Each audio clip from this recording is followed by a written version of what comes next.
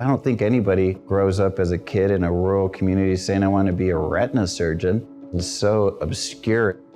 I grew up in Mora, northern New Mexico, small town, one of 9 children on a ranch, and thought I was going to be a veterinarian. But I got a little detour and took a EMT class in high school and became the youngest certified EMT in the state of New Mexico, and ended up taking that trajectory into people medicine instead of animal medicine.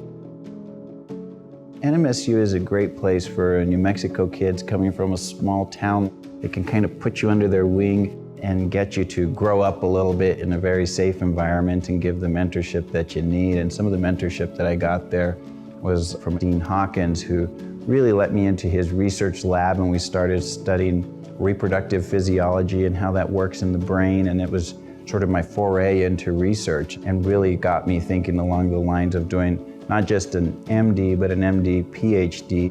And I was thinking about what I wanted to study, and I wanted to give back to New Mexico. And one of the diseases that is just ravaging our state, and continues to, is diabetes.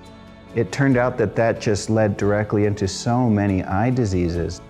It just sort of fortuitous luck, or probably a lot of grace, actually, to have stumbled into ophthalmology by that sort of circuitous route.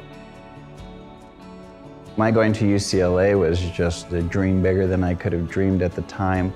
They have something called the iStar program. It's a combined postdoctoral degree and ophthalmology residency, and you get to work with some of the best researchers in the world. It's a long trek. It's 6 years of ophthalmology plus 1 year of internship.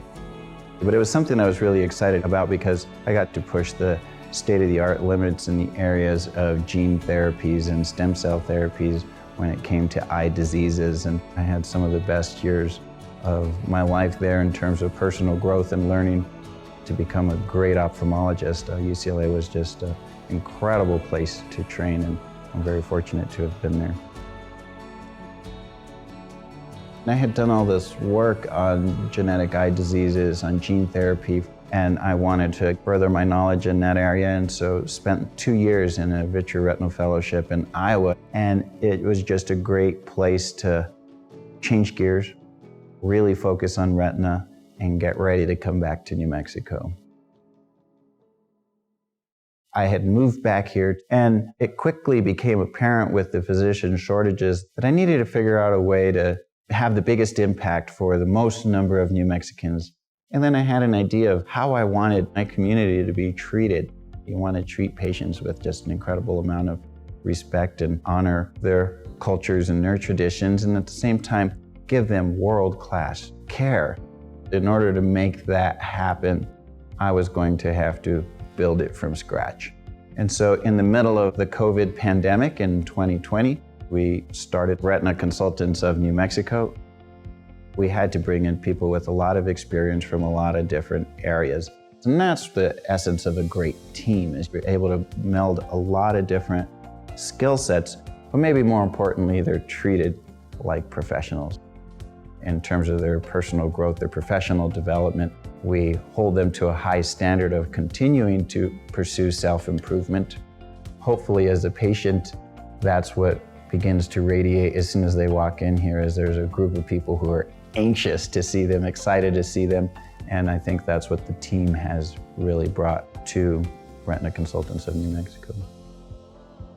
As important as vision is, it's just one part of the entire person. And so what we are is just a part of a bigger team. And we really do work closely with primary care physicians, specialists such as rheumatologists, to really get a patient all the care that they need. And so it's a process that doesn't start and end here. We're just a cog in a much bigger wheel. And so at Retina Consultants of New Mexico, we've really invested in state-of-the-art imaging and diagnostic capabilities. When you walk through the door here, you need to be assured that you're going to have all of the latest technologies employed to make sure that you, number one, get the right diagnosis, number two, get the treatment that you need and deserve. When you make someone just a little bit more capable, a little bit more independent, or able to do some of the things they love, it's hard to imagine any career, any job that would give you that amount of gratification. And getting to share in that life journey has just been a lot of fun.